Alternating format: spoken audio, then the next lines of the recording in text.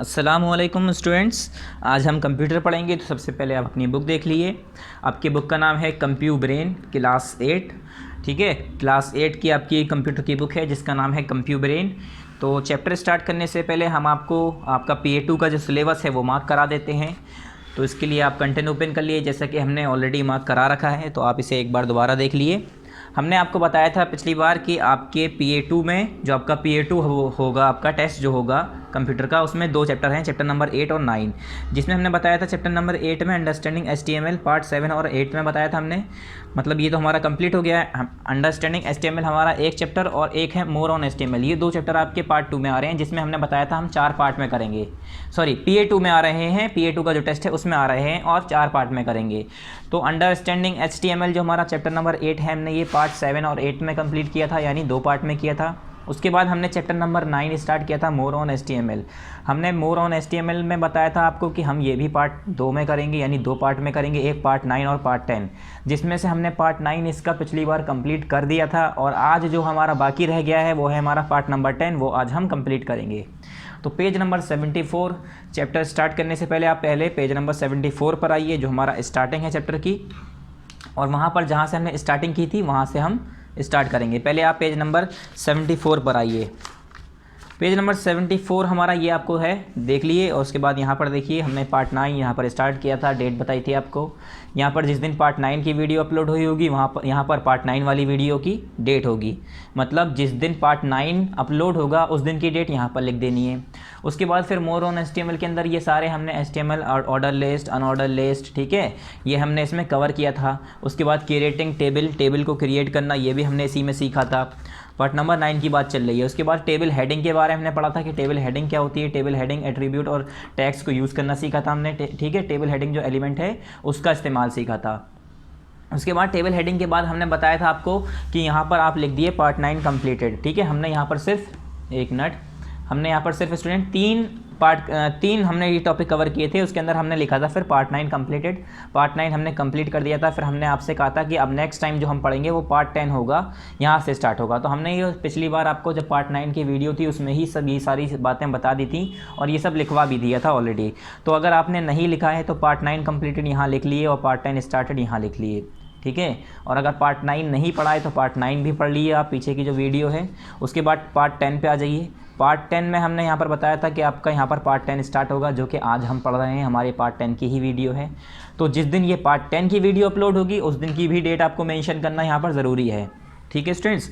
जैसे कि पार्ट 9 की डेट, जहाँ पर हमने पार्ट 9 लिखा है शुरू में, वहाँ पर लिख दी डेट। यहाँ पर हमारी पार्ट 10 की डेट आएगी, जो कि आपको लिखनी है कब, जब ये पार्ट 10 वाली जिस दिन वीडियो यूट्यूब पर अपलोड होगी उस दिन की, क्योंकि ये अलग अलग दिन अपलोड होंगी तो अलग अलग डेट भी होंगी, तो यहाँ पर डेट भी डिफरेंट होनी चाहिए। चलिए स्टार्ट करते हैं। Table, cell padding and cell spacing. Table, cell padding क्या होता है और सेल स्पेसिंग क्या होता है। अभी हमने टेबल को बनाना सिखाया था कि टेबल में के अंदर हम जो है हेडिंग कैसे बनाते हैं, या टेबल हेडिंग कैसे करते हैं, या हम सिंपली बॉर्डर कैसे यूज़ करते हैं, या टेबल कैसे क्रिएट करते हैं, हमने अब तक ये सीखा है। अब हम यूज़ करेंगे टेबल, सेल पैडिंग और सेल स्पेसिंग।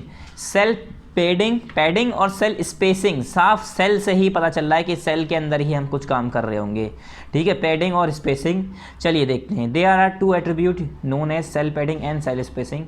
ये कह रहे हैं बच्चों 2 एट्रीब्यूट होते हैं, एक होता है सेल पैडिंग और cell spacing, which you will utilize to adjust the क्या, which you will utilize the to adjust the क्या, white space in your table cell. ये जो आपके टेबल सेल के बीच में जो वाइट स्पेस होता है, जो खाली जगह होती है, क्या, जो खाली जगह होती है, वाइट स्पेस होती है, यहाँ पर लिखा है white space in your table cell. जो आपका टेबल सेल है उसके बीच में जो खाली जगह, जो स्पेस होती है, जो गैप होता है, उसे जो है आप एडजस्ट करने के लिए हम क्या यूज़ करते हैं, सेल पैडिंग और सेल स्पेसिंग। ये जो 2 एट्रीब्यूट्स हैं इसे हम यूज़ कर सकते हैं।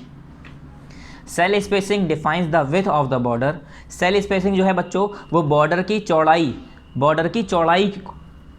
डिफाइन करता है। क्या, जो बॉर्डर की चौड़ाई है, जो विड्थ है, विड्थ कहते हैं बच्चों चौड़ाई, तो जो हमारी ब्रेथ होती है, जो विड्थ होती है, ठीक है। ब्रेथ और विड्थ में थोड़ा, विड्थ हमारा जो है उसका मतलब ही चौड़ाई है, ब्रेथ भी चौड़ाई है। तो अगर हम बॉर्डर की बात करें तो बॉर्डर की जो चौड़ाई होती है उसके लिए हम सेल स्पेसिंग यूज़ करते हैं। क्या, cell spacing define the width of the border. Border की जो विड्थ होती है, जो चौड़ाई होती है, उसे डिफाइन करता है सेल स्पेसिंग। उसके बाद आया हमारा सेल पैडिंग।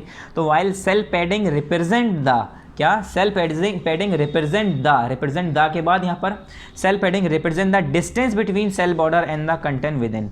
ये कह रहे हैं सेल पैडिंग जो होता है हमारा, जो सेल का जो बॉर्डर होता है उसकी जो बॉर्डर होती है, जो उसकी आउटलाइन होती है उसका, और जो उसके अंदर हमारा कंटेंट लिखा हुआ है, उसके अंदर हमने टेक्स्ट लिखा है, कुछ भी हमने उसके अंदर जो फिल किया है, उसके बीच का डिस्टेंस।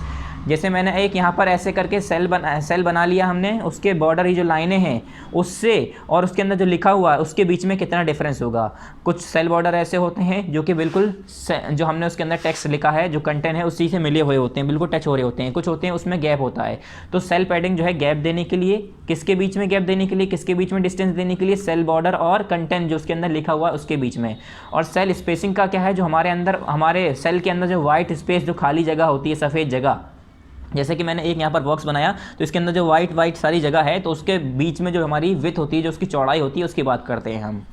एग्जाम्पल है, following is the example HTML। Simple हमने HTML की कोडिंग करके यहाँ पर इन्होंने हमें एक एग्जाम्पल दिए। पहले यहाँ पर लिखा HTML, स्टार्ट किया, HTML ओपन किया, फिर बॉडी टैग ओपन किया, फिर टेबल बॉर्डर फर्स्ट लिया इन्होंने, table border first, cell padding use किया यहाँ पर 5 = 5, सेल स्पेसिंग = 5। इन्होंने सेल पैडिंग और सेल स्पेसिंग दोनों ही 5 यूज़ किया है, ठीक है। उसे भी फिर यहाँ पर ओपन कर दिया। ये पूरा ओपन का साइन इसके अंदर जो है, ओपन के अंदर ही सारा आ गया। उसके बाद TR यानी हमारा जो टेबल रो है उसका टैग हमने इस्तेमाल किया, यूज़ किया, स्टार्ट किया। उसके बाद TH यानी हमारी हेडिंग जो होती है, हेडिंग टैग, नेम TH, उसके बाद क्लोज। फिर सैलरी भी हमने हेडिंग टैग में लिया, जैसे हमने पिछली बार बताया था आपको, उससे भी TH लिया, ओपन किया। उसके बाद सैलरी टैग, फिर यहाँ पर सैलरी लिख के उसके बाद सैलरी और नेम दोनों ही हमें हेडिंग में लेना है, तो इसे भी फिर क्लोज़ कर दिया TH यहाँ पर भी। फिर यहाँ पर हमारा TR स्टार्ट हमारा क्लोज़ हो गया, एक TR क्लोज़, उसके बाद TR स्टार्ट, उसके बाद TR दोबारा स्टार्ट हुआ। अब अलग अलग हम TR यूज़ करेंगे, अलग अलग टेबल डेटा यूज़ करेंगे उसके लिए। तो TR यानी टेबल रो, अलग रो डिफाइन कर रहा है ये, अलग रो डिफाइन करके फिर TD हमने लिया, अलग डेटा लिया। अब TH इसलिए नहीं लिया क्योंकि हमारा ये हेडिंग टैग नहीं है, सॉरी हेडिंग के लिए नहीं है, हमें इसे सिंपल वे में लिखना है, जो हेडिंग के नीचे लाइनें आएंगी उसके अंदर। तो TD यूज़ किया, उसके बाद रमेश गुप्ता लिख के TD क्लोज़ कर दिया। फिर सिमिलरली नेक्स्ट है हमारा TD, फिर उसमें सैलरी लिखी है, क्या TD हमने यहाँ पर ओपन किया, फिर दोबारा सैलरी लिख दी, रमेश गुप्ता की सैलरी कितनी है 5000, फिर उसे क्लोज़ कर दिया। फिर हमारा इसका TR क्लोज, यानी ये वाली रो हमारी कंप्लीट हो गई। फिर अगली रो में आ गए, तो अगली रो ओपन की, अगली रो स्टार्ट की TR, फिर अगली रो में हमने TD लिखा, टेबल डेटा लिखा, मनीष लिखा, मनीष कुमार, फिर TD क्लोज, यानी टेबल डेटा जो है हमारा मनीष कुमार लिखे TD क्लोज। फिर अगली TD, उसके अंदर जो दूसरा डेटा लिखा है सैलरी वाला वो लिखा हमने, वहाँ पर लिखा TD, फिर 7000 उसकी सैलरी लिखी, फिर TD क्लोज, उसका डेटा क्लोज, उसकी रो कंप्लीट हो गई। उसके बाद हमने TR क्लोज कर दिया, यानी टेबल रो कंप्लीट हो गई। अब नेक्स्ट आ गए हम टेबल पे, ऐसे यहाँ पर मनीष कुमार है, पूरा कुणाल गोयल है, उसके बाद हमारा रमेश गुप्ता है, सारा इन्होंने लिख दिया है। फिर यहाँ पर इन्होंने कुणाल गोयल का नहीं दिया है, यहाँ पर एक बार और होना चाहिए था कुणाल गोयल, ठीक है। यहाँ पर होना चाहिए था TR, फिर TD, कुणाल गोयल, उसके बाद TD क्लोज, फिर TD, फिर कुणाल गोयल के कितने रुपए हैं यहाँ पर 7000 लिख के कुणाल गोयल, उसके बाद वो भी कंप्लीट। उसके बाद टेबल कंप्लीट, यहाँ पर मतलब क्लोज कर दिया, फिर बॉडी क्लोज, फिर उसके बाद HTML close. This will generate the following output. यहाँ पर आपको एक आउटपुट नज़र आ रहा होगा, इस तरह का आउटपुट आपको दिखेगा। यहाँ पर एक मिस्टेक इन्होंने की है, यहाँ पर सैलरी की जगह यहाँ पर नाम होना चाहिए, नेम। क्या यहाँ पर इन्होंने सैलरी लिख रखा है, यहाँ पर होगा नेम, यहाँ पर होगा नेम और यहाँ होगा सैलरी, क्योंकि सैलरी वाला ऑप्शन तो यहाँ है, ये सैलरी होगा, ठीक है। ये गलती कर रखी है इन्होंने, तो इस तरीके से आपको नज़र आएगा। अब देखिए रमेश गुप्ता, कुणाल गोयल, 5000, 7000, मनीष कुमार, इन सभी को देखिए। और यहाँ पर देखिए ये जो लाइनें हैं, ये जो एक लाइन है ऐसे करके लाइन बनी हुई है, ऐसे बॉक्स बना हुआ है, इस बॉक्स के और रमेश गुप्ता के बीच में गैप है। रमेश गुप्ता बीच में है और इसके इधर उधर चारों तरफ आपके वाइट स्पेस नज़र आ रहा है, तो रमेश गुप्ता लाइनों के करीब नहीं है। मतलब ये जो हमारा सिंपल बॉक्स है, बॉक्स थोड़ा सा दूर हो गया है और रमेश गुप्ता बीच में लिखा है बिल्कुल। पहले क्या था, बॉक्स करीब था, रमेश गुप्ता बिल्कुल से मिल के लिखा हुआ था। इस तरह से उसके अंदर स्पेसिंग और पैडिंग यूज़ करते हैं हम। This will generate the following output. आपका ये इस तरह का आउटपुट नज़र आएगा जो कि हमें यहाँ पर दिख रहा है। आप अपने बुक में देखिए कैसा आउटपुट है। आउटपुट मतलब रिजल्ट, जो हमें इनपुट देने के बाद आउटपुट मिला है, मतलब जो हमने उस पर काम किया है उसके बाद जो हमें उसका प्रोसेस होने के बाद जो हमें रिजल्ट मिला है, आउटपुट जो मिला है, उसे हम कह देते हैं आउटपुट, यानी हमारा जो लास्ट में नज़र आता है। Column span and row span attribute कह रहे हैं, कॉलम स्पान और रो स्पान एट्रीब्यूट किस लिए यूज़ करते हैं हम, तो इसके लिए हम रो स्पान कॉलम स्पान अभी बताते हैं, यहाँ पर आपको दिया हुआ है, आपको समझ में आ जाएगा। You may utilize column span attribute if you wish to merge 2 और more column into a single column. ये कह रहे हैं आप जो है कॉलम स्पान एट्रीब्यूट यूज़ कर सकते हैं, यूटिलाइज़ कर सकते हैं, किस लिए, if you wish to merge 2 और मोर कॉलम, अगर आप 1 या 2 या 3 कॉलम को मर्ज करना चाह रहे हैं। जैसे यहाँ पर देखिए रो R1 सेल 1 लिखा है यहाँ पर, तो R1 सेल 1 के अंदर जो है आपकी 1 कॉलम और 2 कॉलम नीचे वाली ऊपर वाली कॉलम जो है आपस में मिल गई हैं, क्या, रो 1 और सेल 1 वाली कॉलम यूज़ की है, R1 और सेल 1 की कॉलम R2 और सेल 1 की कॉलम में मिक्स कर दी है, तो हमारे ये होता है column span. If you merge 2 और more column into a single column, अगर आपने जैसे यहाँ पर देखिए 1 2 3 4 यहाँ पर 1 कॉलम, यहाँ पर 1 कॉलम, मगर यहाँ पर एक ही कॉलम है और वो इन दोनों कॉलम के बराबर है, तो ऐसा लग रहा है इन दोनों कॉलम को मिलाकर एक कॉलम बना दिए यहाँ पर। तो इस तरह से 2 या 2 से ज़्यादा कॉलम को अगर आपको मर्ज करना है, मिलाना है, अगर आप चाह रहे हैं, तो इसके लिए आपको कॉलम स्पान यूज़ करना होता है, इसके लिए आप कॉलम स्पान यूज़ कर सकते हैं। Similarly, you may use row span if you wish to merge 2 or more rows। ये कह रहे हैं इसी तरह से आप जो है रो स्पान यूज़ कर सकते हैं अलग अलग रोज़ को क्या करने के लिए, मर्ज करने के लिए। जैसे यहाँ पर इन्होंने देखिए अलग अलग खूब सारी सेल को यूज़ कर रखा है, इस तरह से कॉलम स्पान, यहाँ से सेल रोज़ को कर रखा है तो रो स्पान, ठीक है। तो इसी तरह से आप यूज़ कर सकते हैं। फॉलोइंग इज़ द एग्जाम्पल दिए बच्चों यहाँ पर। एग्जाम्पल क्या है, HTML ओपन किया, फिर बॉडी ओपन किया, उसके बाद टेबल बॉर्डर फर्स्ट लिया हमने, ठीक है, इसे भी क्लोज़ करा, फिर TR स्टार्ट किया हमने, TH यानी table heading simple column 1, table heading close, table heading column 2 उसे भी क्लोज, टेबल हेडिंग कॉलम 3 उसे भी क्लोज, यानी कॉलम 1 कॉलम 2 कॉलम 3 ये हमारी कॉलम है, ये हमारी क्या है आपस में 1 2 3 कॉलम हमने नाम दे दिया। इसे हमने हेडिंग माना, इसलिए हमारा देखिए थोड़ा बोल्ड दिख रहा है, अलग दिख रहा है, बाकी इसे हेडिंग के फॉर्म में लग रहा है, ठीक है। ये हमारा अलग आ गया, उसे हमने क्लोज़ कर दिया। उसके बाद ये वाला इसका TR क्लोज, हमने इसका टेबल, यहाँ पर हमारा टेबल जो है हमारी रोज़, ये वाली हमारी क्लोज। उसके बाद TR हमारा जो है नेक्स्ट स्टार्ट किया हमने, उसके बाद हमने लिखा TD row span, TD row span equal to second, TD row span equal to 2 लिया है हमने तो 2 को मिलाएगा, 3 लेंगे तो 3 मिल जाएगी, 4 लेंगे तो 4 कॉलम 4 5। अगर हमने रो स्पान लिया है, रो स्पान की जगह मैं 3 की लिख देता, 5 लिख देता तो 2 रो की जगह 3 रो आपस में एक हो जाती। तो यहाँ पर लिखा रो 1 सेल 1, तो रो 1 सेल 1 मैंने दिया है यहाँ पर, क्या, रो 1 सेल 1 में हमने रो स्पान किया है, तो रो 1 सेल 1 जो है हमारी रो स्पान होके आएगी। और कैसे नज़र आएगा, रो 1 सेल 1 फिर TD क्लोज, उसके बाद TD स्टार्ट किया हमने, रो 1 सेल 2, रो 1 सेल 2 फिर TD, यहाँ पर TD क्लोज, फिर इसका TD, फिर रो 1 सेल 3, रो 1 सेल 3 हो गया, फिर TD क्लोज, मतलब अब तो अलग अलग रो दे रहे हैं। फिर उसके बाद TR क्लोज यहाँ पर, फिर TD यहाँ पर इसका TR क्लोज, फिर उसके बाद TD, मतलब एक बार हमने ये TR क्लोज कर दिया एक रो के लिए, फिर TD TR ओपन, फिर TD ये वाला जो है दूसरी रो का वो रो 2 से स्टार्ट हो रहा है, R2 से स्टार्ट हो रहा है, क्योंकि R2 तो R1 में मर्ज हो गई है, तो R2 सेल 2 R2 सेल 3 हो गया। उसके बाद इसका भी TR क्लोज हो जाएगा, TD क्लोज होने के बाद। TD तो हर कॉलम का, हर रो का TD जो है एक अलग अलग होगा, तो इसका TR एक हो गया, TD फिर इसका अलग, फिर TD इसका अलग, फिर इसके बाद TR लास्ट में अलग, क्योंकि एक लाइन कंप्लीट हो गई तो हमारी TR एक पूरी कंप्लीट हो गई। फिर TR ओपन, फिर TD कॉलम स्पान, यानी कॉल स्पान लिखा, COLS लिखते हैं, COLSPAN, कॉलम पूरा नहीं लिखेंगे, सिंपल लिखेंगे कॉल स्पान, ठीक है। क्या लिखेंगे, कॉल स्पान लेके उसके बाद इन्होंने 3 लिया, यानी 3 कॉलम को एक कॉलम बनाना चाह रहे हैं, तो R3 सेल 1, R3 1 2 3 रो 1 रो 2 रो 3, रो 3 में आ गए, सेल कौन सी है, सेल 1 सेल 2 सेल 3, तो सेल 1 में यहाँ पर देखिए सेल 1 ही तो है हमारी स्टार्टिंग, तो ये हमारी R3 और सेल 1 हमारा आ गया। उसके बाद हमने इसे 3 दिया है कॉल स्पान करके, R3 सेल 1 हमने एड्रेस दे दिया, इसे बंद कर दिया, TR बंद कर दिया, टेबल बंद करी, उसके बाद फाइनली हमारी टेबल बंद, उसके बाद HTML क्लोज, उसके बाद हमारा बॉडी क्लोज।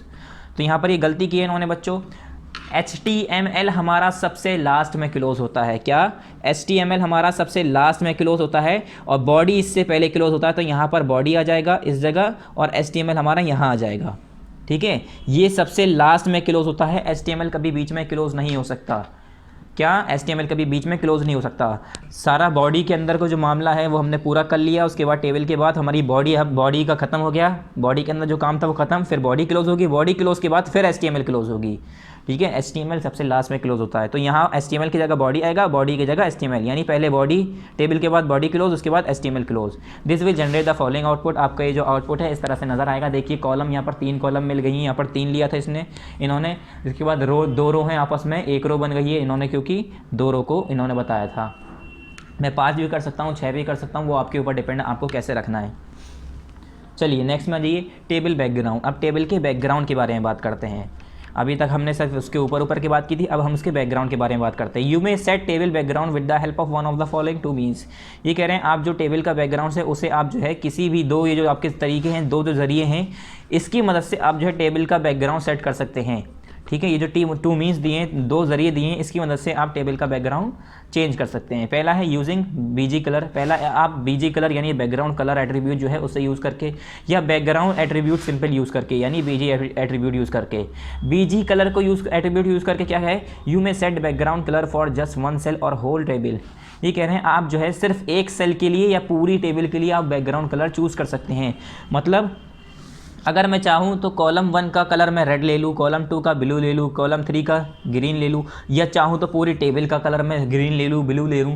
तो वो जो इसके अंदर का जो पीला, ये वाइट जो एरिया कलर नज़र आ रहा है, जैसे मैंने जहाँ लिखा है, देखिए अब ये खाली जगह वाइट है, तो ये जो है अगर मैं, सॉरी 1 मिनट, यहाँ पर देखिए ये जो खाली जगह है ये वाइट है जैसे यहाँ पर, तो अगर मैं कलर चूज़ कर लूँगा तो इसका वाइट की जगह जो जैसे मैंने कलर चूज़ किया होगा वो कलर इसके अंदर फिल हो जाएगा।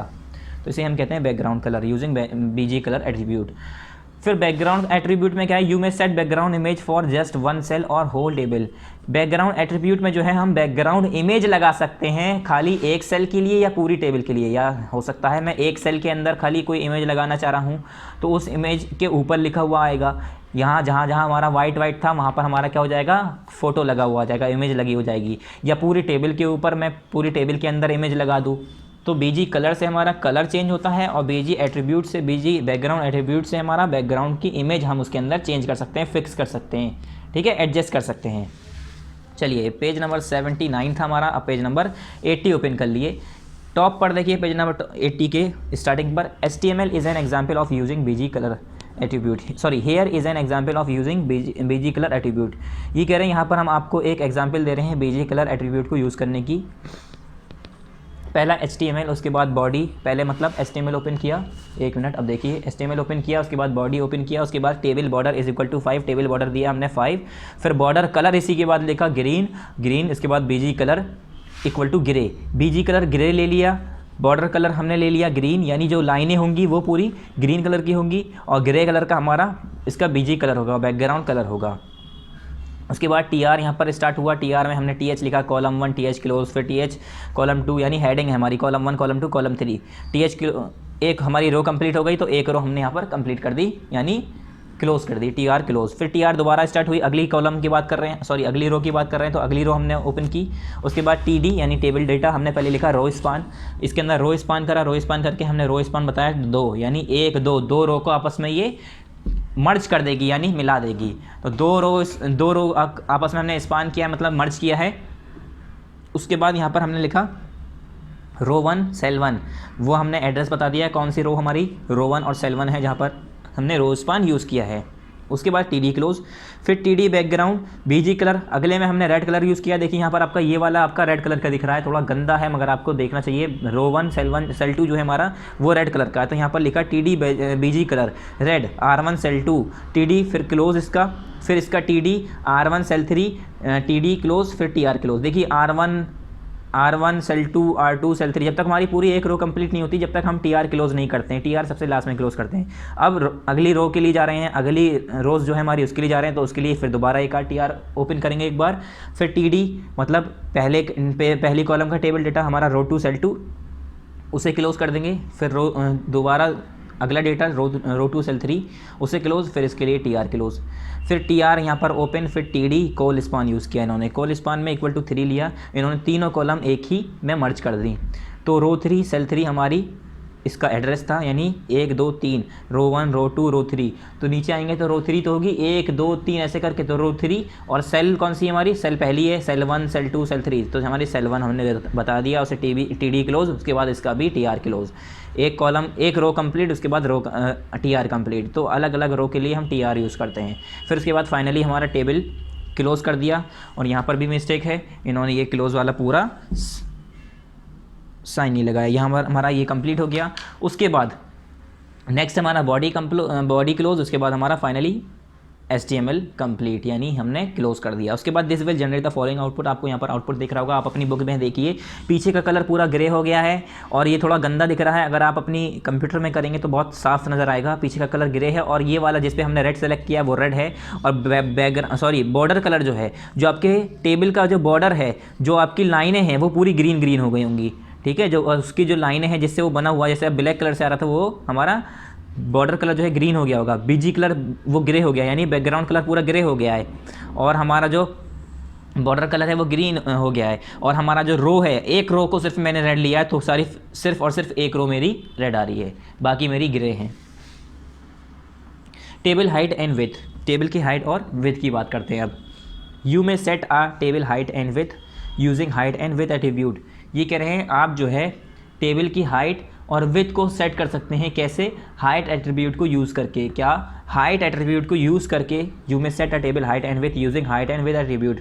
हाइट और विथ एट्रीब्यूट को यूज़ करके, उस एट्रीब्यूट को यूज़ करके आप जो है टेबल हाइट और विथ की हाइट को सेट कर सकते हैं। मतलब जो चौड़ाई है या उसकी लंबाई है, तो उस टेबल की हाइट और उस टेबल की चौड़ाई आप जो है यूज़ कर सकते हैं। कैसे?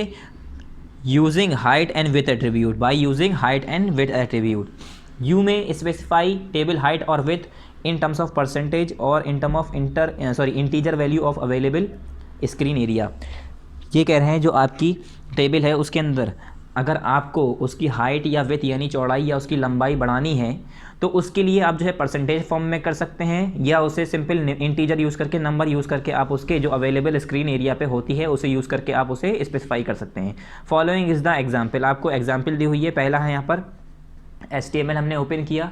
अब एग्जाम्पल है तो HTML तो हमारा डॉक्यूमेंट HTML से ही ओपन होता है। इसके बाद हमारा बॉडी के अंदर सारा जो हम कुछ लिखते हैं वो सब हमारा बॉडी के अंदर आता है। टेबल बॉर्डर पहला है हमारा टेबल बॉर्डर हमने 1 लिया। विथ हमने इसकी 400 ली, हाइट इक्वल टू 150। तो इसकी जो विथ है हमारी, चौड़ाई है हमारी ये 400 और हाइट जो है इसकी 150। इसे भी क्लोज कर दिया, सॉरी ओपन है अभी, तो यहाँ पर टेबल तो हमारा सबसे लास्ट में क्लोज होगा जब हमारा टेबल का सारा काम हो जाएगा। फिर उसके बाद हमने एक TR स्टार्ट किया। TR में हमने TD लिया, रो 1 कॉलम 1 लिया।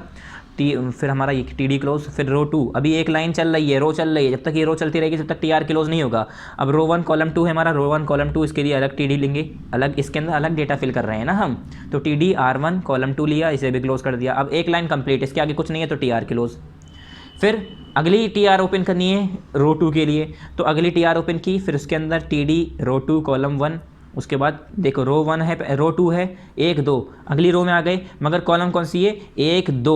तो पहली तो कॉलम है और 1 2 ये रो होती हैं, तो पहली दूसरी रो और पहली कॉलम, तो पहली कॉलम दूसरी रो है R2 कॉलम 1। उसके बाद R2 कॉलम 1, इसका TD क्लोज। फिर R2 अगली रो में आ गए, एक रो दूसरी रो, एक कॉलम, सॉरी एक रो दूसरी रो, एक कॉलम दूसरी कॉलम तीसरी कॉलम, तो दूसरी रो दूसरी कॉलम में, यानी R2 कॉलम 2 हो गया हमारा, ये भी क्लोज। उसके बाद TR क्लोज हो जाएगा हमारा, क्योंकि इसका TR, इसकी एक रो पूरी कंप्लीट हो गई, ये क्लोज। उसके बाद टेबल क्लोज, उसके बाद बॉडी क्लोज, उसके बाद HTML क्लोज। फिर यहाँ पर है this will generate the following output, और आपका जो आउटपुट है वहाँ पर इस तरह से नज़र आ रहा होगा, जो कि यहाँ पर शो हो रहा है। उसके बाद insert image the image element. अब हमें इसके अंदर इमेज भी इंसर्ट करनी है। चलिए अब इसे देखिए, insert image the image element, ये हमारा इमेज एलिमेंट है। इमेज टैग ऐसा होता है, ठीक है। अगर आपको इमेज लगानी होती है तो इसके लिए IMG यूज़ करते हैं। चलिए देखते हैं पहले कैसे करते हैं, पूरा इसका अलग है, थोड़ा बड़ा है, ठीक है। Image are extremely significant to beauty and to depict many concept well on your web page. ये कह रहे हैं जो इमेज हम एक्सट्रीमली लगाते हैं, किस लिए बच्चों? Significant to beauty. इमेज जो है extremely significant to beauty and to depict many concept well on your web page. जैसे कि हम जो है खूबसूरती के लिए, कि हमारा वेब पेज अच्छा लगे, अच्छा नज़र आए, ब्यूटी लगे, उसमें ऐसा लगे कि हाँ थोड़ा अट्रैक्टिव लगे, इसके लिए हम इमेज लगा देते हैं। हर इंसान जो है कोई चीज़ देख कर जो है समझ जाता है, जितनी जल्दी उतनी तेज़ पढ़ कर नहीं समझता। या अगर मैं बताऊँ पूरा एक छोटा सा, अगर मैं सिंपली ड्राइंग बना दूँ, उसके अंदर कुछ ऐसे सिंबल्स बना दूँ, उसे देख के ज़्यादा नॉलेज इंसान गेन कर सकता है एज़ कम्पेयर टू रीडिंग। अगर पढ़ने की सोच कर आया है, वो पढ़ने की बात कर रहा है, तो पढ़ने में ज़्यादा टाइम लगेगा, जैसे कि देख कर समझ जाए। ठीक है। तो इसी तरह से ये कह रहे हैं, और जो हमारी काफ़ी ऐसे कॉन्सेप्ट्स होते हैं हमारे वेब पेजेस पर जो कि इजीली इंसान डिपिक्ट कर पाए, समझ पाए, उसके लिए हम इमेजेस यूज़ कर सकते हैं, इमेजेस यूज़ करते हैं, कर सकते नहीं है, एक्सट्रीमली सिग्निफिकेंट होता है, बहुत ज़्यादा ज़रूरी होता है, और एक तो वो खूबसूरत भी लगता है, इमेजेस लगाने पर वो अच्छा भी लगता है हमारा वेब पेज, इसके लिए भी।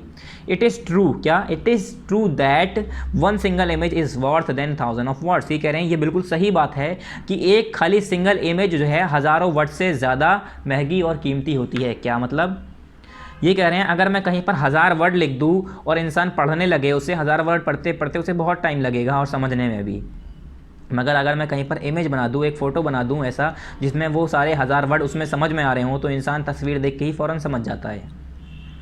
ठीक है, तस्वीर देख के ही फ़ौरन समझ जाता है। इसी तरह से कह रहे हैं जो हमारा इट इज़ ट्रू, ये बिल्कुल सही है कि हमारी जो एक सिंगल इमेज होती है वो हमारे हज़ारों वर्ड से ज़्यादा महंगी होती है, हज़ारों वर्ड से ज़्यादा कीमती होती है। Therefore, as a web developer, you must have clear understanding on how to apply images in your web pages. ये कह रहे हैं इसीलिए जैसे कि आप अगर एज अ वेब डेवलपर, अगर हम वेब डेवलपर की बात करें तो आपको जो है ये क्लियर नॉलेज होनी चाहिए, क्लियर अंडरस्टैंडिंग होनी चाहिए, क्लियर बात होनी चाहिए, बिल्कुल सही तरीके से पता होना चाहिए कि कैसे हम जो है इमेज अप्लाई करते हैं अपने वेब पेजेस के अंदर। You may insert any image in your web page with image tag. ये कह रहे हैं हम जो है मतलब आप लोग इंसर्ट कर सकते हैं कोई भी इमेज अपने वेब पेज के अंदर। कैसे कैसे कर सकते हैं? यहाँ पर देखिए लिखा है you may insert any image in your web page with image tag. आप जो है कोई भी इमेज जो है आपके अपने जो वेब पेज क्रिएट कर रहे हैं उसके अंदर जो है इंसर्ट कर सकते हैं, किसकी मदद से? इमेज टैग को यूज़ करके, इमेज टैग की मदद से। Following is the simple syntax to utilize this tags. ये कह रहे हैं इसके लिए आपके जो है सिंपल सिंटैक्स दिए हैं, इस टैग्स को यूज़ करने के लिए कुछ सिंटैक्स बताए गए हैं। यहाँ पर देखिए here is the format for positioning an image. ये कह रहे हैं यहाँ पर आपको एक फॉर्मेट दिया है इमेज को पोजीशन करने के लिए, मतलब इमेज कहाँ से है, कहाँ से लाई जा रही है। सबसे पहले इमेज सोर्स, IMG यानी इमेज, SRC मतलब सोर्स, कहाँ से सोर्स बन रहा है, is equal to C user Sony. ठीक है, या हमने यहाँ पर डेस्कटॉप सेचिंग if ALT equal to some text with 32 height 32, मतलब ये चौड़ाई और लंबाई दोनों बता दी। अब हम जो है हमारी इमेज जो है डेस्कटॉप के अंदर कहीं पर है, डेस्कटॉप पर आपकी है, किसी भी फाइल नाम से सेव है, या किसी भी नाम से सेव है, JPG करके है, मतलब जो उसका एड्रेस है जहाँ पर आपके वो मौजूद है वो एड्रेस यहाँ पर लिखना होता है, वो एड्रेस यहाँ पर लिखना होता है। विद हाइट आपको बतानी होती है, कितनी हाइट लेनी है, कितनी चौड़ाई लेनी है, वो आपके ऊपर है। तो जैसे ही आप उसे यूज़ करेंगे, जहाँ का एड्रेस होगा, जहाँ वो एड्रेस लिखेंगे, मतलब जिस जगह आपकी इमेज मौजूद होगी उस जगह का आपका एक एड्रेस होता है, वहाँ पर जाके आपको एड्रेस भी मिल जाएगा। वो एड्रेस कॉपी करके यहाँ पर पेस्ट कर सकते हैं या देख कर यहाँ पर लिख सकते हैं, टाइप कर सकते हैं, फिर उसके बाद यूज़ कर सकते हैं। यहाँ पर पहला है image signifies, IMG signifies image. IMG का मतलब image. It announces to the browser that an image will move here on the page. ये ब्राउज़र को ये अनाउंस करती है कि जो हमारी इमेज है वो यहाँ पर ऑन द पेज, यहाँ पर move here on the page, मतलब जो हमारी इमेज है वो यहाँ पर हो पेज के ऊपर आएगी। Yes the image will pop up right where you write in the image tag. ये कह रहे हैं यस इमेज जो है आपको वहाँ पर पॉप अप होगी, right where you write in the image tag, जहाँ पर आपने इमेज टैग में लिखा होगा उसी पर आपकी इमेज आपकी नज़र आएगी। मतलब अगर आपने लेफ़्ट साइड लगाया है तो लेफ़्ट साइड, बीच में लगाया है सेंटर में तो सेंटर में, राइट साइड लगाया तो इमेज आपके राइट में आएगी, आपके ऊपर है वो। SRC सिग्निफाइज सोर्स, SRC का मतलब सोर्स, इमेज सोर्स, इमेज का ज़रिया क्या है? अब इमेज का ज़रिया है ये पूरा एड्रेस जो इमेज जहाँ पर मौजूद है। This again is an attribute. ये कह रहे हैं ये जो SRC है ये भी एक हमारा, दोबारा यही हम बात करें तो ये भी हमारा एक एट्रीब्यूट है। A command inside a command, जो कि हमारे एक कमांड के अंदर कमांड है, यानी इमेज के अंदर एक और कमांड दी गई है SRC, जो कि हमारी सोर्स की कमांड है।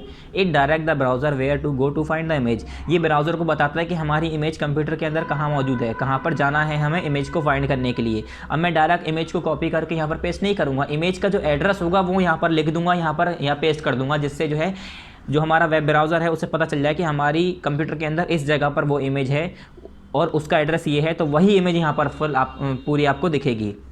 फिर यहाँ पर हमें बता रहा third point image GIF। Image GIF क्या है? ये is the name of the image. ये हमारा इमेज GIF जो है इमेज का नाम होता है, मतलब इमेज का जो आपके नाम है। नोटिस दैट, यहाँ पर देखिए, notice that it is following the same kind of format as your HTML document. ये कह रहे हैं नोटिस करो बच्चों, ये जो है हमारा सेम तरीके का फॉर्मेट यूज़ कर रही है जैसे कि हमारा HTML का डॉक्यूमेंट होता है। There is a name image then a dot and then there is a suffix GIF। अगर हम इमेज का यहाँ पर नाम लिखते हैं बच्चों, तो सबसे पहले उसका नाम लिखते हैं, उसके बाद एक डॉट लगाते हैं, उसके बाद एक लास्ट में लिखते हैं image dot GIF। Image dot GIF के साथ जो है हम जो है इमेज का नाम लिखते हैं, यहाँ पर इसके अंदर लिखते हैं। ALT signifies alternate text. ALT जो हमारा लिखा हुआ है यहाँ पर लिखा है ALT हमारा जो लिखा है इसका मतलब है alternate text. This says to the browser that if it can not find the image.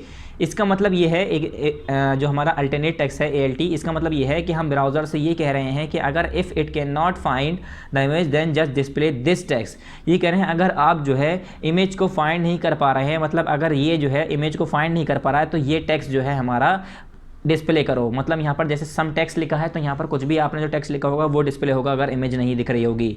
It also tells any one who cantt see your image what the image is all about. और इसका मतलब ये भी है कि यहाँ पर जो टेक्स्ट लिखा होगा ये उस इमेज के बारे में लिखा होगा कि आपकी जो इमेज, अगर किसी को कोई इमेज नहीं दिख रही है तो वहाँ पर उस इमेज के बारे में वहाँ पर लिखा होगा कि इमेज किसके बारे में है, इमेज जो है वहाँ पर है क्या। जैसे मैंने वहाँ पर पिज़्ज़ा की इमेज लगा रखी है तो वहाँ पर हो सकता है पिज़्ज़ा के बारे में लिखा हो। तो इस तरह से वहाँ पर टेक्स्ट लिख दिया जाता है जो कि उस इमेज के बारे में बता रहा हो। जैसे कि किसी को इमेज नज़र नहीं आ रही है या कुछ प्रॉब्लम आ रही है या हो सकता है इमेज नहीं पहुँच पा रही है, वेब ब्राउज़र पे आपने जो वेब ब्राउज़र क्रिएट किया है, जो वेब है आपका क्रिएट किया है डॉक्यूमेंट, उस पर नहीं बन पाई, इमेज नहीं लग पाई या कुछ प्रॉब्लम है, तो उसकी जगह पर वहाँ पर जो टेक्स्ट लिखा होता है उससे समझ जाता है इंसान। यहाँ पर some text is where you place the text describing your image. ये जो सम टेक्स्ट जगह है यहाँ पर आप जो है उस टेक्स्ट को लिखते हैं जो कि आपके टेक्स्ट इमेज के बारे में बता रहा होता है। जैसे कि पिज़्ज़ा का फ़ोटो है तो मैं यहाँ पर लिखूँगा पिज़्ज़ा, तो पता चल जाएगा इंसान को यानी यहाँ पर पिज़्ज़ा का फ़ोटो है। तो आप कुछ भी लिख सकते हैं, पिज़्ज़ा तो बहुत छोटी चीज़ हो गई, ठीक है। यहाँ पर है with just signifies the width of the image in pixel. ये कह रहे हैं पिक्सल के फॉर्म में जो विथ है हमारी वो सिंपल इमेज की जो है विथ को सिग्निफाइज करता है। It may range from 1 pixel to well just about any number.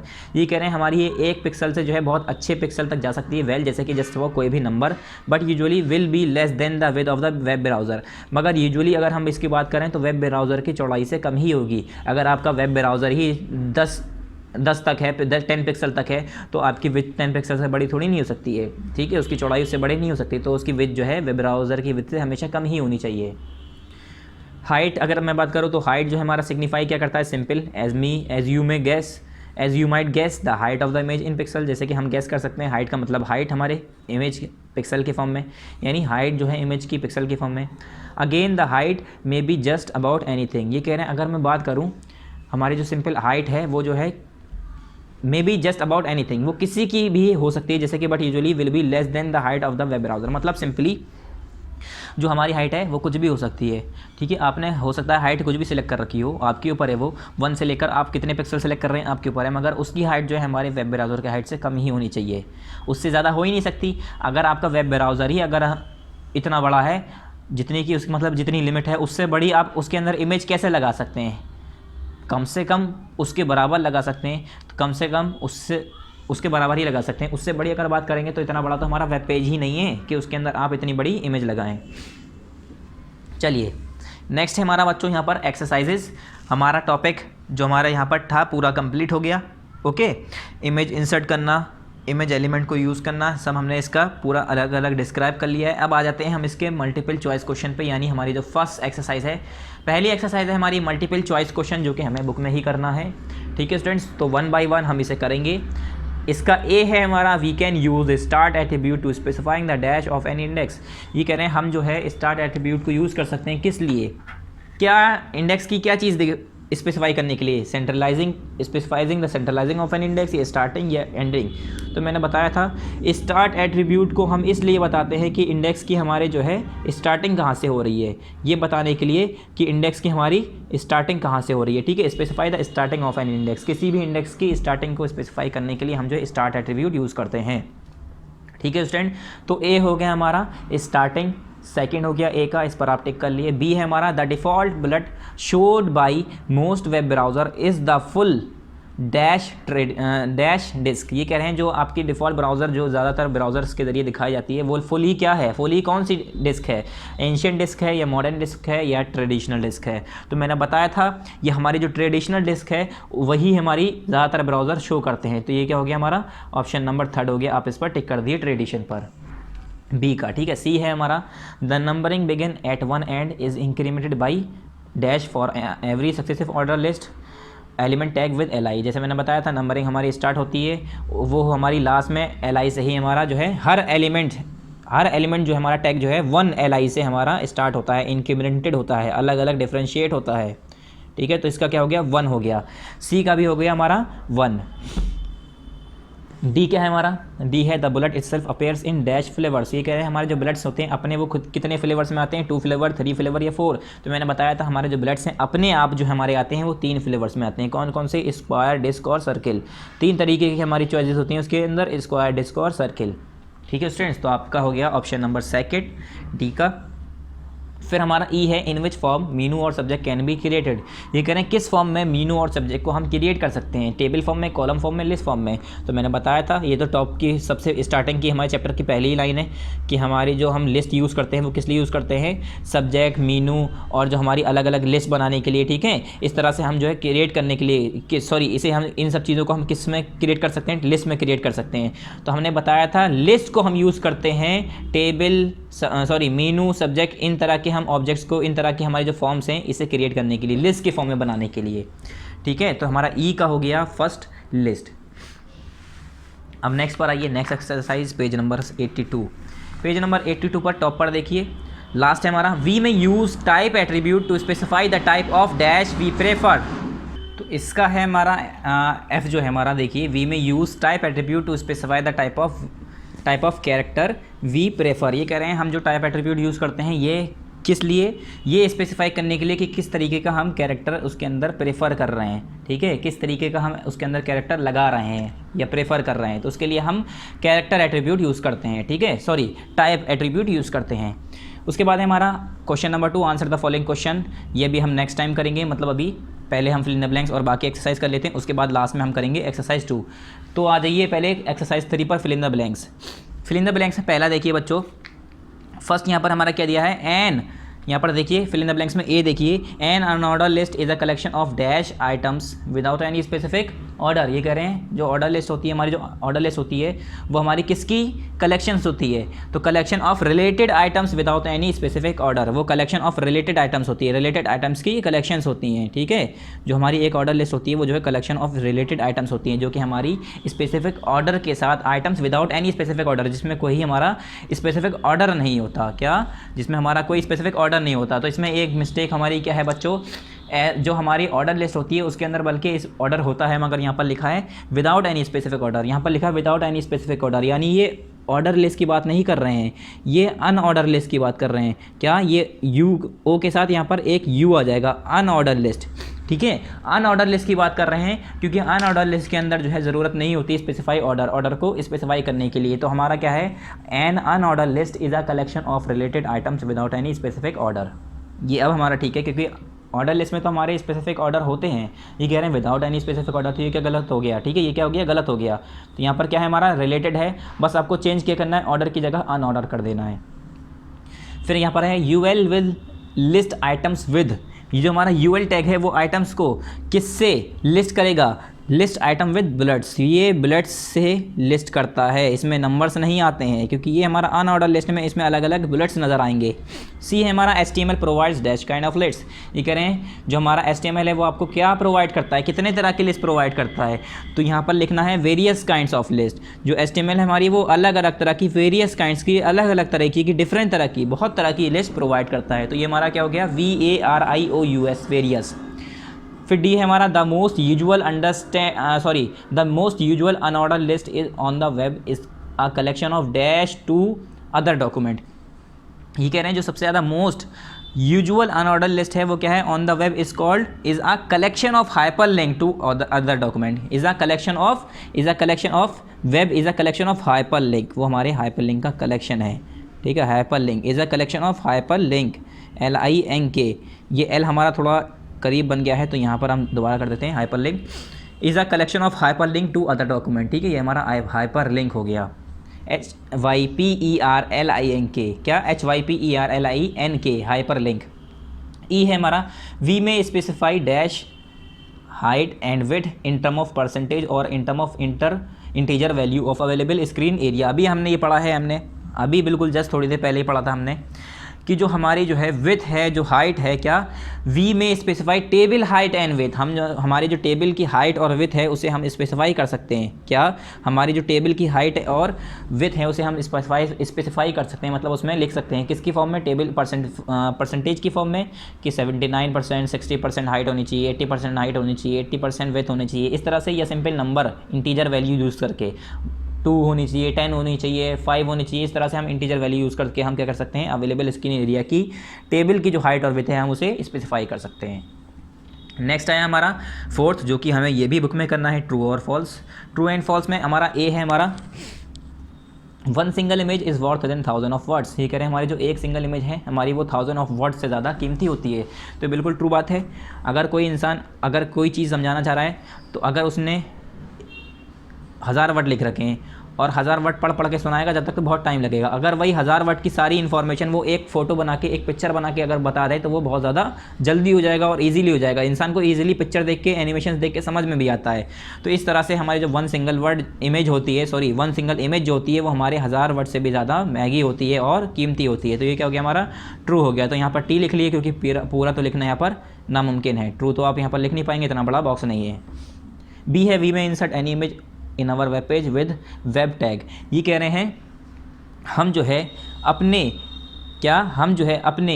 Image के अंदर कोई भी हम जो है अपने एनी इमेज जो है अपने वेब पेज के अंदर इंसर्ट कर सकते हैं, किसके, वेब टैग की मदद से। तो बच्चों वो इमेज टैग होता है। क्या we may insert any image in our web page with in image tag, क्या वो इमेज टैग होता है, IMG टैग होता है। तो ये हमारा क्या हो गया, फॉल्स हो गया। वेब पेज तो हमारा वेब टैग तो है ही नहीं, ये क्या हो गया हमारा फॉल्स। हम कर तो सकते हैं, क्या कोई भी इमेज जो है इंसर्ट कर सकते हैं अपने वेब पेज के अंदर, मगर वेब टैग की मदद से नहीं, इमेज टैग की मदद से। इमेज सोर्स जो हमारा होता है IMG SRC करके उसका फिर पूरा हमें एड्रेस लिखना होता है। तो ये हमारा वेब टैग जो इन्होंने बताया है वेब टैग की मदद से नहीं होता है, वैसे होता है मगर वेब टैग की मदद से नहीं होता है। तो ये क्या हो गया, फॉल्स हो गया। दूसरा हमारा क्या हो गया, फॉल्स, मतलब बी हो गया हमारा फॉल्स। सी है हमारा HTML provides us one type of list. ये कह रहे हैं HTML जो है हमें वो सिर्फ एक ही तरीके की लिस्ट प्रोवाइड करती है। तो ये फॉल्स हो गया बच्चों, कई तरीके की लिस्ट हमें HTML प्रोवाइड करता है। ठीक है, वो आपके ऊपर चॉइस है, आप किस तरीके की लिस्ट बना रहे हैं। जैसे एक हमारी ये हो गई ऑर्डर लिस्ट, एक हो गई अनऑर्डर लिस्ट, दो तो हमारी यही एग्जाम्पल हो गई। तो ये दो तरह की हमारी लिस्ट होती है, मगर ये कह रहे हैं हमारी वन टाइप की, तो हमारी क्या हो गई, फॉल्स। तो ये भी हमारा फॉल्स हो गया। पहला हमारा ट्रू, दूसरा हमारा फॉल्स, तीसरा हमारा फॉल्स। चौथा है हमारा यानी डी है हमारा we may use start attribute to specify the starting of an index. ये कह रहे हैं हम जो है स्टार्ट एट्रीब्यूट को यूज़ कर सकते हैं किसी भी इंडेक्स की स्टार्टिंग को स्पेसिफाई करने के लिए, बताने के लिए कि हमारा इंडेक्स यहाँ से शुरू हो रहा है, ये जाहिर करने के लिए हम स्टार्ट एट्रीब्यूट यूज़ कर सकते हैं। तो ये बिल्कुल ट्रू बात है। ये क्या है हमारे ट्रू बात है, तो यहाँ पर हम लिख देंगे टी। ओके स्टूडेंट, यहाँ लिख दिए टी। उसके बाद हमारा ई है मैक्सिमम एलिमेंट इन HTMS। ये HTMS लिखा है बच्चों, बल्कि HTML है हमारा, तो S की जगह हमारा L कर दिए, यहाँ पर क्या लिख दिए, L। Maximum element in HTML, उसके बाद कॉमा R। क्या है हमारा maximum element in HTML are written with begin tag. ये कह रहे हैं हमारा जो मैक्सिमम एलिमेंट होते हैं, ज़्यादातर एलिमेंट जो हमारे HTMल के अंदर होते हैं वो किसके साथ लिखे होते हैं, बिगिन टैग, यानी जो हमारे शुरुआत के यानी ओपनिंग टैग होते हैं उसके साथ लिखे होते हैं। तो बिल्कुल सही बात है।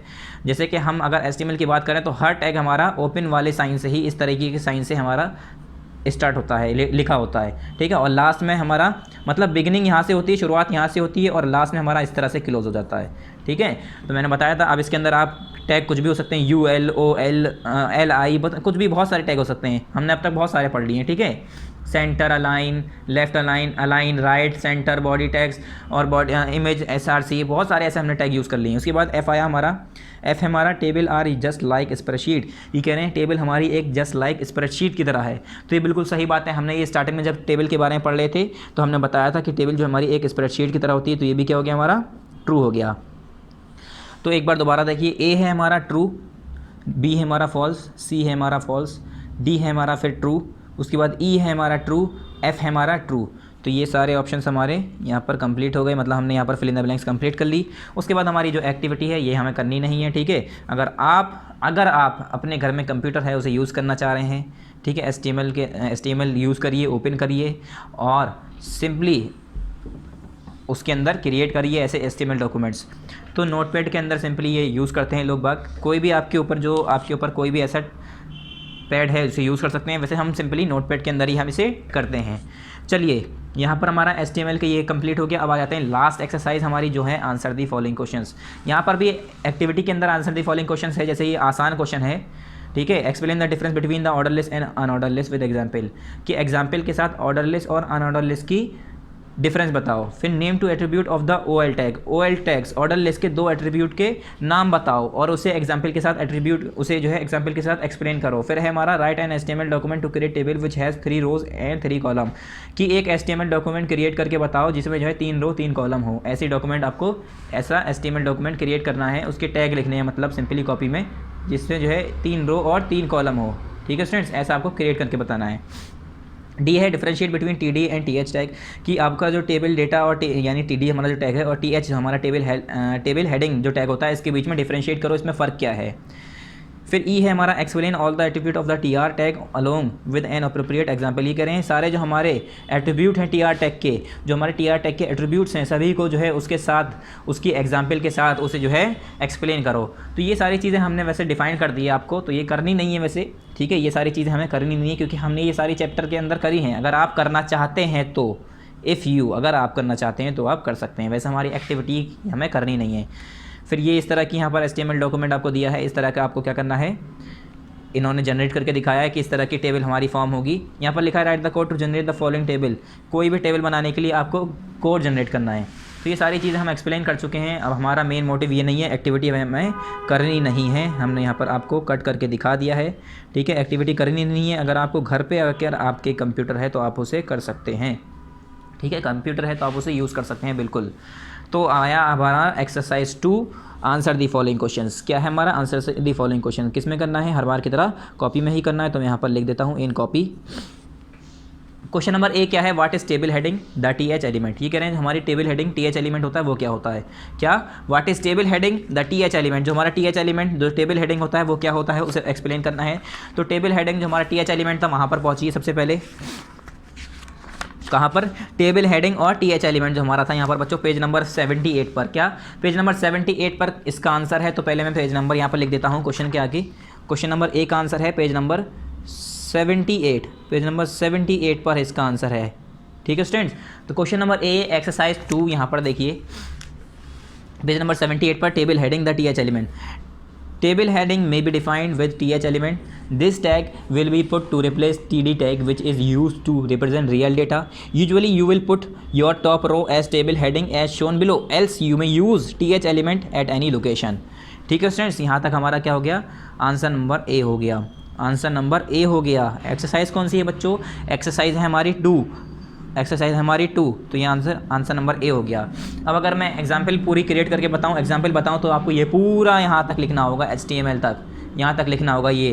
तो एग्जाम्पल हम नहीं दे रहे हैं, वैसे एग्जाम्पल अगर आपको याद हो, अगर आपको ये लिखना आता है यानी आपको समझ में आता है, यानी आपको समझ में आ गया, तो एग्जाम्पल अगर आप लिखना चाहें तो लिख लीजिएगा। वैसे आपको ये रफ पेज पर ही आपको इस तरह की एग्जाम्पल कर करके देखनी चाहिए आपको, ठीक है। इससे आपके HTML के जो कोड्स हैं आपको वो याद हो जाएंगे।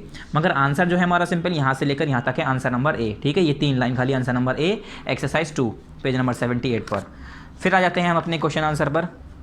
क्वेश्चन आंसर हमारा है, फिर इसका क्वेश्चन नंबर B है, how will you define table background. ये कह रहे हैं आप टेबल बैकग्राउंड को कैसे डिफाइन करेंगे, पेज नंबर 79 पर है इसका आंसर। क्या आप टेबल बैकग्राउंड को कैसे डिफाइन करेंगे, सिंपल ये बताना है। तो पेज नंबर 79 पर क्वेश्चन नंबर B इसका आंसर पेज नंबर 79 पर है। तो पेज नंबर 79 ओपन करिए और यहाँ देखिए, यहाँ है हमारा टेबल बैकग्राउंड। यू में set table background with the help of one of the following 2 means. ये कह रहे हैं आप जो है ये दो जो तरीके दिए हैं, जो 2 जरिए हैं, इसकी मदद से आप टेबल बैकग्राउंड को आप क्या कर सकते हैं, सेट कर सकते हैं। यहाँ से लिखना है, यहाँ से यू में set table background with the help of following 2 means. उसके बाद यहाँ तक लिखने के बाद एक पहला ये लिखना है, दूसरा ये लिखना है, पूरा यहाँ तक आपको लिखना है, ठीक है। इसके आगे हमारा नेक्स्ट टॉपिक है दूसरा, तो ये करना नहीं है, ठीक है। एग्जाम्पल है तो एग्जाम्पल आपको लिखनी है। तो आंसर कौन सा है हमारा, आंसर कौन सा है बच्चों, ये हो गया हमारा आंसर नंबर बी हो गया। ठीक है, हमें बताना ना, we will define table background as follow, इस तरह से कर सकते हैं, या you may define set table background with the help of one of the following tables, means पहले हम लिखेंगे यूजिंग बैकग्राउंड एट्रीब्यूट, उसके बाद बीजी एट्रीब्यूट जिसे कह रहे हैं, और यूजिंग बैकग्राउंड एट्रीब्यूट। तो बीजी और बैकग्राउंड में डिफरेंट बहुत है, इसमें हम इमेज यूज़ कर लेते हैं, इसमें बीजी में हम जो है सिंपल पर्टिकुलर एक सेल या एक से ज़्यादा सेल या होल टेबल, सारी टेबल के लिए हम यूज़ करते हैं। तो आंसर नंबर हमारा हो गया बी। एक्सरसाइज कौन सी है बच्चों, एक्सरसाइज कौन सी है 2, answer number B exercise 2। Okay students, यहाँ पर देखिए आंसर नंबर बी एक्सरसाइज 2 हमारा हो गया, पेज नंबर 79 पर है। चलिए next question, question number C पर आ जाते हैं। What do you mean by column span and row span, ये कह रहे हैं आपको कॉलम स्पान और रो स्पान से क्या समझ में आता है, ये बताइए। क्या कॉलम स्पान और रो स्पान से आपको क्या समझ में आता है। तो कॉलम स्पान और रो स्पान अभी हमने पीछे पढ़ा था बच्चों, यहाँ पर देखिए पेज नंबर 78 पर कॉलम स्पान, सॉरी एक मिनट बच्चों, ये नहीं, यहाँ पर पेज नंबर 79 पर column span and row span attribute. तो कॉलम स्पान और रो स्पान एट्रीब्यूट हमारा पेज नंबर 79 पर है। तो पहले आप पेज नंबर नोट कर दिए वहाँ पर। What do you mean by column span and row span, ये हमारा आंसर पेज नंबर क्या है, पेज नंबर 79 पर है, पेज नंबर 79 पर इसका आंसर है। तो अब इसका आंसर नंबर सी हम टिक करते हैं, आंसर नंबर सी एक्सरसाइज 2। यहाँ पर देखिए, You may utilize column span attribute if you wish to merge 2 or more columns into a single column. Similarly, you may use row span if you wish to merge 2 or more rows. ठीक है, यहाँ तक हमारा क्या हो गया, column span और row span का यहाँ तक डेफिनेशन हो गई, इसके बारे में हो गया, यहाँ तक हो गया हमारा। आंसर नंबर सी है हमारा, एक्सरसाइज कौन सी है 2, exercise 2, answer number C.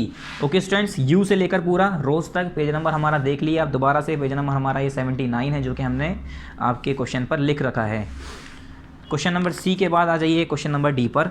Differentiate between cell padding and cell spacing, ये कह रहे हैं सेल पैडिंग और सेल स्पेसिंग के बीच में डिफरेंशिएट करिए, दोनों में फ़र्क क्या होता है। तो आंसर नंबर यानी क्वेश्चन नंबर डी का आंसर पेज नंबर 78 पर मौजूद है। क्या, पेज नंबर 78 पर क्वेश्चन नंबर देखिए दोबारा, question number D differentiate between cell padding and cell spacing, page number इसका 78 देखिए, cell padding and cell spacing page number 78 है, पेज नंबर 78। तो सबसे पहले आप पेज नंबर यहाँ पर मेंशन करिए, इसका आंसर मौजूद है पेज नंबर 78 पर। ठीक है, differentiate between cell padding and cell spacing page number 78 पर, आंसर नंबर डी एक्सरसाइज 2। यहाँ से लिखना है आपको पूरा। There are 2 attribute known as cell padding and cell spacing which you will utilize to adjust the white, क्या adjust the white space in your table cell. Cell spacing define the width of the border while cell padding represent the distance between cell border and the content within. तो यहाँ तक आपको लिखना है, मैं example किसी की नहीं लिखवा रहा हूँ, एग्जाम्पल आपको बहुत हार्ड पड़ेगी, आंसर आपका बहुत बड़ा हो जाएगा। तो ये क्या हो गया, आंसर नंबर डी हो गया स्टूडेंट्स। क्या, आंसर नंबर डी एक्सरसाइज हमारी कौन सी है 2, पेज नंबर हमारा कौन सा है 78, जो हमने यहाँ पर मेंशन कर रखा है, ये रहा। ठीक है, आंसर नंबर डी एक्सरसाइज 2। अब क्वेश्चन नंबर ई पर आ जाते हैं। ई पर क्या है, how will you define SRC, ये कह रहे हैं आप एसआरसी को कैसे डिफाइन करेंगे। एसआरसी क्या होता है, मैंने बताया था, ये सोर्स होता है, बताता है कहाँ से हमारी इमेज आ रही है। SRC is define as source. ठीक है, ये क्या है, हमारा एक एट्रीब्यूट है। ई क्या है हमारा, क्वेश्चन नंबर ई है हमारा, इसी से पिछले वाले पेज पर, इसी से पिछले वाले पेज पर question number E, how will you define SRC, SRC को आप कैसे डिफाइन करेंगे। तो यहाँ पर देखिए, SRC signifies source, this again is an attribute, a command inside a command, it direct the browser where to go to find the image।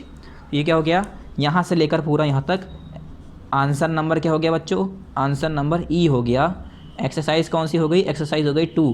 Page number कौन सा है, ये पेज नंबर है हमारा 81, पेज नंबर 81 है। तो इस क्वेश्चन के आगे लिख देंगे हम पेज नंबर 81, दोबारा से देखिए। एसआरसी लेकर पूरा, एसआरसी सिग्निफाइज से लेकर पूरा इमेज तक, आंसर नंबर ई एक्सरसाइज 2। पेज नंबर 81 है, तो यहाँ पर हम मेंशन कर दे रहे हैं पेज नंबर 81, जिससे आपको पता रहे। पेज नंबर हम इसलिए लिखते हैं कि आपको पता रहे कि हमारे किस पेज पर हमारे आंसर्स मार्क कराए गए हैं। अब आया what is table height and with, ये कह रहे हैं टेबल हाइट और विथ क्या होता है, ये भी हमने आपको बताया था।